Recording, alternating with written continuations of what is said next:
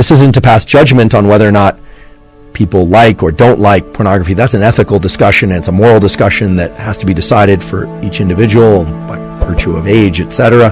This is a serious concern. The discussion is happening now. I always say a picture is worth 1,000 words, but a video is worth 10 million pictures. Video, and in particular action that gets us in a kind of a primitive mode, that is an extremely alluring visual image. I mean, this is the reason why we're so drawn to things like Instagram scrolling. It's like text, video, or the enormous popularity of TikTok.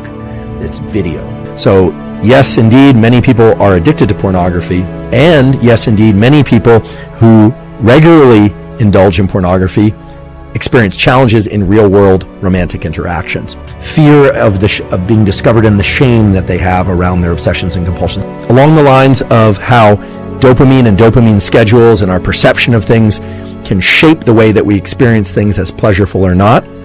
There are beautiful studies mainly looking at sugar appetite and our sense of pleasure from sweet things. And essentially the results that come out of this are the following.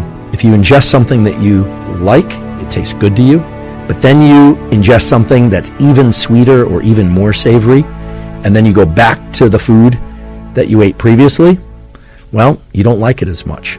How much dopamine is in our system at any one time compared to how much dopamine was in our system a few minutes ago, and how much we remember enjoying a particular experience of the past, that dictates your so-called quality of life and your desire to pursue things. Dopamine is perhaps one of the most powerful molecules that any of us has inside of us, and the one that we ought to all think very carefully about how we leverage. Try removing multiple sources of dopamine release, or what used to be multiple sources of dopamine release, from activities that you want to continue to enjoy or that you want to enjoy more. How much dopamine you experience from something depends on your baseline level of dopamine when you arrive there and your previous dopamine peaks. This is why when you repeatedly engage in something that you enjoy, your threshold for enjoyment goes up and up and up. That's what we call addiction. When somebody pursues a drug or an activity that leads to huge increases in dopamine, it should become obvious why things like pornography, not just the accessibility of pornography, but the intensity of pornography, can negatively shape real-world romantic and sexual interactions. That's mostly about people's orientation toward attachment. People form these associations, whether or not through experience or through indirect experience, observing others. But then what happens is it doesn't have that same fulfilling aspect to it. And it tends to remove the excitement and the pleasure of the very activities that we are engaged in. Any activity that evokes a lot of dopamine release will make it harder to achieve the same level, and certainly the greater level of dopamine through a subsequent interaction. And so this really speaks to these peaks and valleys in dopamine that I mentioned before, and how your experience of anything is going to depend on your prior experience of other things that evoke dopamine. The most important things to understand are that these dopamine pathways really are under your control, so that you can modulate and adjust your levels of dopamine in the ways that serve you best. That there's a common path to the treatment and recovery from essentially all addictions. And there's a deep, deep satisfaction that comes from understanding, okay, there wasn't anything wrong with me or what I was doing or anything at all. It was just there was something wrong with the approach I was taking, which was layering in all these sources of dopamine and dropping my baseline. Dopamine is this universal currency. It establishes value based on not just what you're experiencing in the moment, but what you experienced in the days and minutes before. What ends up happening is the amount of dopamine that's released over time goes down and down and down and down. And then people, again, are back to this thing where, they're scrolling internet porn 8, 9, 10 times or hours a day, and then they're wondering why this isn't effective for them anymore, whereas it was before. So you can imagine that these dopamine circuits can be used to more successfully navigate a number of different things. I'm not trying to say that all pornography is bad, but there are good data to support the idea. And there's an additional issue with pornography, which is not often discussed, which is that the brain is a learning prediction machine. If your brain learns to be aroused by watching other people have sex, it is not necessarily going to carry over to the ability to get aroused when you're one-on-one with somebody else, right? Many people who become addicted to things have this feeling that normal life isn't interesting enough, that they are seeking a supernormal experience, and that the day-to-day routine, balance, the word balance itself can sometimes be a bit of an aversive term for people. And here I'm approaching this only through the lens of biology. But the idea here is that, I'm not saying pornography as a stimulus is bad or good. What I'm saying is it, in its availability and its extreme forms, it's a very potent stimulus, and very potent stimuli of any kind. Those set a threshold for dopamine release. The higher the dopamine peak, the bigger the drop afterwards. And it's not that you drop to baseline, you drop below baseline. When people are pursuing dopamine peaks over and over and over, and they aren't getting them, typically it's because they've been pursuing that activity far too often. With each repetition of a habit, small changes occur in the cognitive and neural mechanisms associated with procedural memory. Habits are things that our nervous system learned, but not always consciously. Sometimes we develop habits that we're not even aware of until they become a problem. Many people think that habits are just like reflexes, but pure reflexes are things like the eye blink reflex. Something comes toward your eye and you don't want it to get in your eye, you'll blink. Those aren't habits. Those are what we call hardwired reflexes. It's estimated that up to 70% of our waking behavior is made up of habitual behavior. We are very habitual, and we tend to do things more or less over and over in the same way unless we intervene in ourselves. That's just the way that we are wired. I mean, in theory, all the things that we're talking about with pornography could be superimposed onto food, or could be superimposed onto real sex, right? That one also has to be cautious there. There may be some nuance, but that they're sort of a core set of processes. The more time away from something, the more positively reinforcing it will be when you return. So the take-home message there is quite simple. Engage in, pursue quality, healthy social interactions.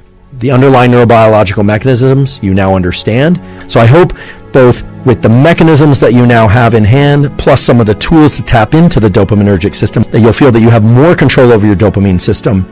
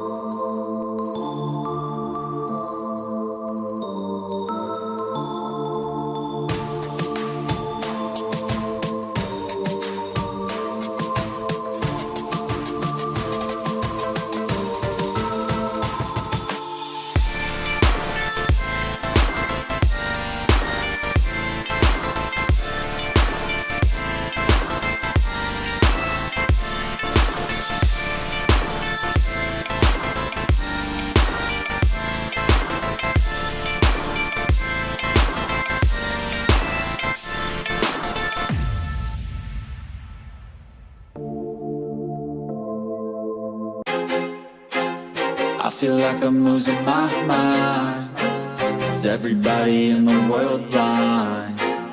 Please, Lord, give me a sign, a sign. I'm losing my mind. Is everybody in the world blind? Please, Lord, give me a sign, a sign. I wanna be the greatest. Everybody on the fake shit. I look around and feel like everybody is the fakest. I make this every day and I'm impatient, hoping one day I blow up from the basement. Statement, the top is so vacant. I don't hear shit that I think is amazing. Waiting for my day when I'm playing sold out shows for 1,000 faces. Hey, give me that crown, get in my way and to be put down. It ain't your place, no, this my town. If I want that shit, then I'll get it right now. I'm losing it, the noose it fits, some losing shit, a stupid myth. You choose to live or choose to dip, you choose to fight or lose your grip and lose a gift. I feel like I'm losing my mind. Is everybody in the world blind?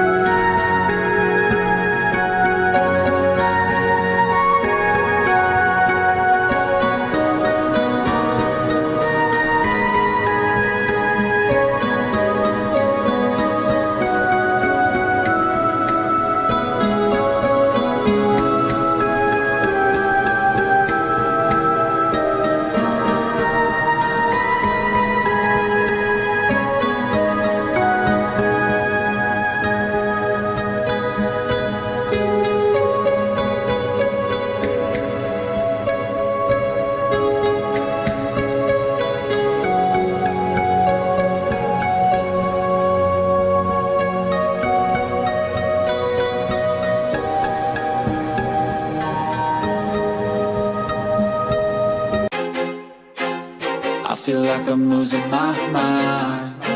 Is everybody in the world blind?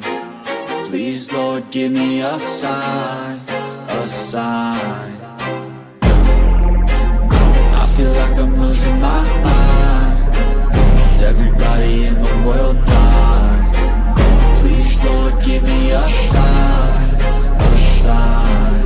I wanna be the greatest. Everybody on the fake shit. I look around and feel like everybody is the fakest. I make this every day and I'm impatient, hoping one day I blow up from the basement. Statement, the top is so vacant. I don't hear shit that I think is amazing. Waiting for my day when I'm playing sold out shows for 1,000 faces. Hey, give me that crown, get in my way and to be put down. It ain't your place, no, this my town. If I want that shit, then I'll get it right now.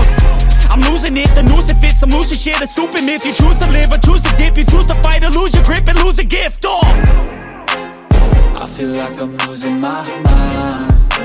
Is everybody in the world blind? Please, Lord, give me a sign, a sign. I feel like I'm losing my mind.